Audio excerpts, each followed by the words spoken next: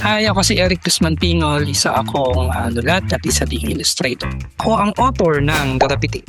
Ang Garapitik ay parody ng pop culture, no? So mga superheroes, 90s, 80s, 2000s. Comedy ito na medyo PG. May enjoy naman ng mga bata basta gabayan lang natin, no? Pero lalo't lalo na may enjoy ng mga matatanda na kagaya ko.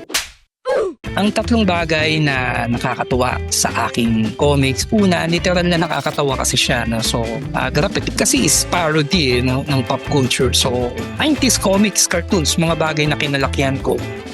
Mga kailangan ko. Ikalawa, Garapitik tries to answer the question, paano ba maging superhero sa Pilipinas? No? Kasi malaki yung difference nito.